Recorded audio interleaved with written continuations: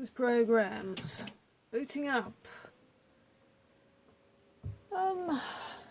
In this video we are going to look at something which might not be too obvious to the first time gamer. The idea of this is getting more than 4 buttons to work in certain DOS games that were never designed for the 6-button pad without using any drivers or anything really that specialised.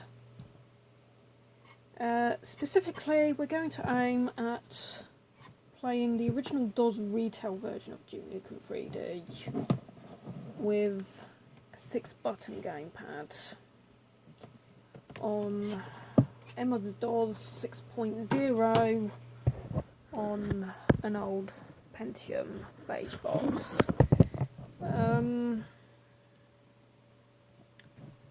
Typically, if you select a gamepad in the game's setup menu, you only have 4 buttons active out of 6, and this was because most gamepads at the time had 4 buttons.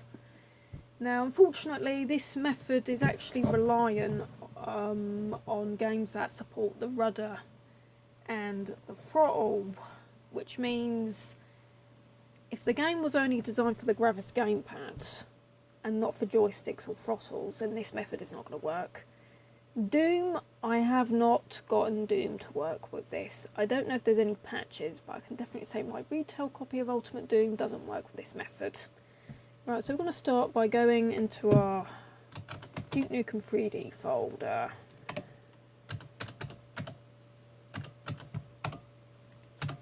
Setup. Now I'm just going to use a generic 6-button pad with this. You could use anything from the Logic 3 Swift pads to maybe the Gravis Gamepad Pro. In this case I'm going to be using the Interact ProPad 6, which is a controller that I like very much. It's a 6-button pad. I've already done a video where I've reviewed this, so I won't say too much about it, but it's a nice controller. The buttons are nice, I like it, it's very responsive. Yeah, I like this one a lot. Still got the original box for it. Now, in DOS you don't need to use drivers with it.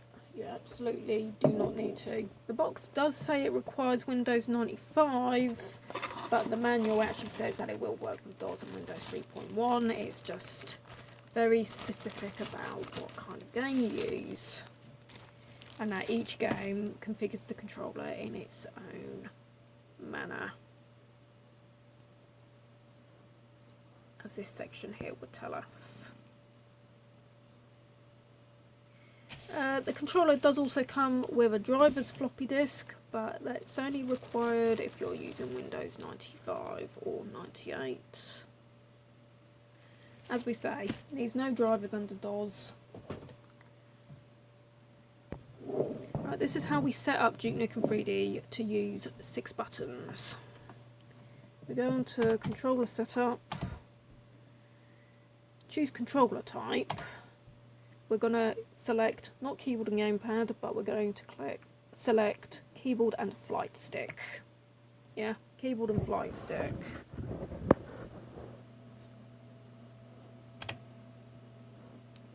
Current controller type, keyboard and flight stick. Then we're going to go down, we're going to check our setup joystick. And this is how I've set things. I've customised the button layout to how I like to play these things. And what's important is that you've got to use joystick port 1 and enable rudder. Those two are important. You've got to make sure that the dots are where you see them. It's important to enable the rudder. Now if we go on to set up advanced control options, we have advanced mouse setup, joystick and rudder. Now for the joystick setup we don't really need to change the defaults, but on the rudder we do need to change a few things, and you need it to look like this. Disable the analog rudder throttle, make sure that there's no dots in those brackets. but if we go on to digital setup, we have rudder left to strafe right. Now that doesn't look right, but according to how the gamepad sees things, it's not how we humans see it. Okay, so rudder left is to strafe right, and throttle forward is to strafe left. Rudder right and throttle backwards, they must be disabled. Okay, so this is how you set up Duke Nukem 3D to work with a 6-button gamepad.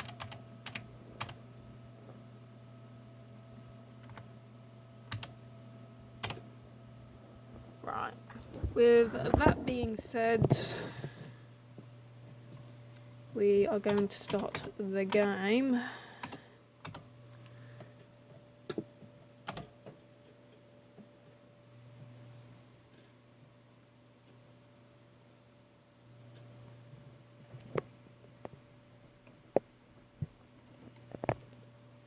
Right, centre the joystick, press a button. Right, we press 1 for that. Move the joystick to upper left corner and press a button. Okay, so we're going to go upper left on the D-pad. Lower right on the D-pad. Centre the throttle and press a button. Just leave that as it is and just press the 1 button. Centre the rudder control and press a button. Just press 1 like that. Now, if you've done exactly as I have done while watching the video, your control pad should work and you'll be able to use these to strafe, which will allow much better movement.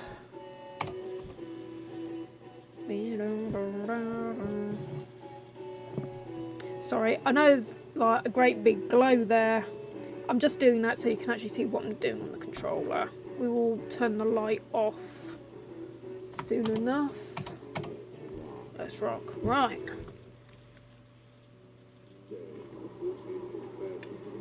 Forward, backwards. Forward, backwards. Right, we're going to turn the light off,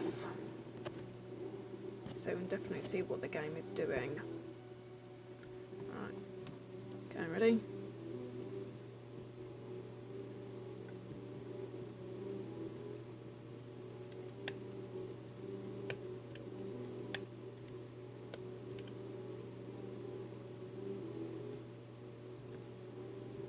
If we press buttons 5 and 6, this also strafes left and right, because the shoulder keys are buttons 5 and 6, and 5 and 6 are also here, so we can strafe like this. So we can circle strafe using a more modern, perhaps sort of mimics a bit like that on the Xbox 360 controller. Or we can do it like this, and this sort of replicates the control method used in the PS1 version of Duke Nukem, as well as the PS1 version of Doom as well. Yeah. So now if we press 4, that is to open things. If we double tap it, we crouch. Double tapping 2, mighty boot. Now if we just tap 2, I'm trying to remember exactly what that does.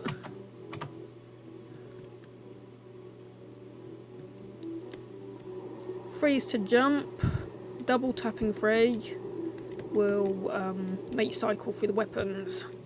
Okay, now for some actual combat, right? Let's do some better lighting here. Right, sorry about that. I'm a poor guy and I do videos on a 0 budget. Right, with some better lighting over here. See our retail copy of Duke Nukem 3D sitting on top of the computer. Right, let's get ready for a bit of combat. Not waiting anymore, Duke. Come on, let's ride. Sorry, piss poor aim.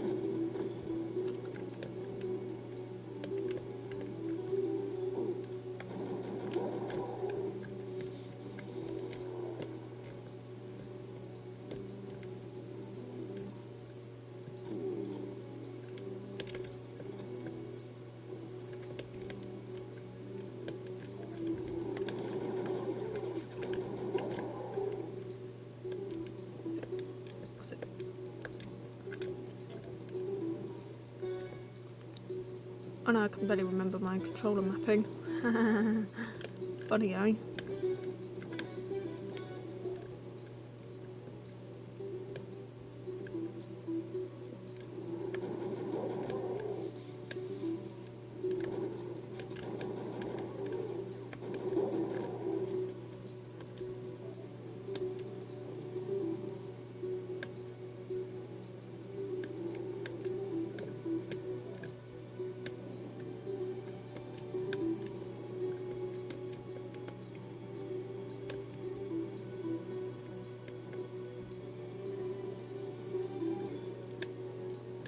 I feel like I played this game just as well as I could in the PlayStation 1 version.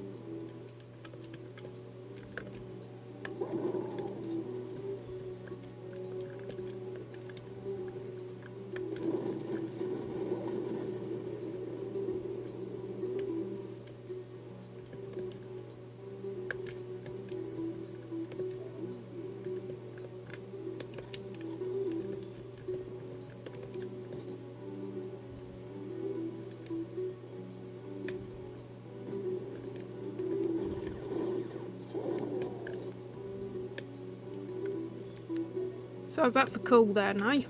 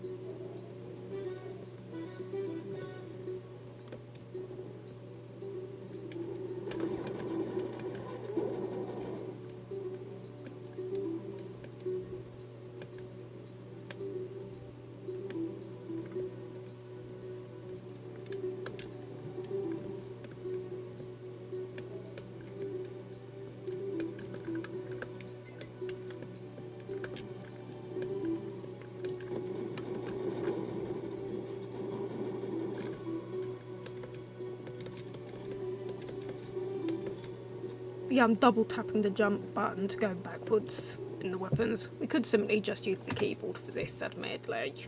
But this is gamepad gameplay, isn't it?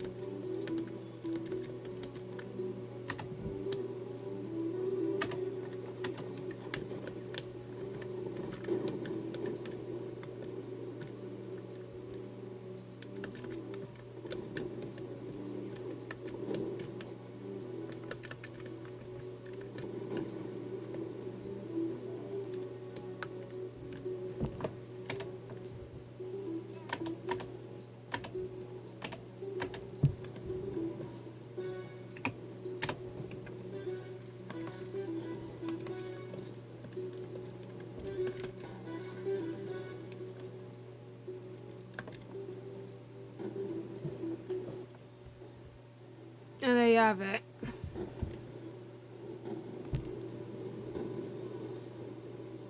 Decent control for your first person shooting DOS games.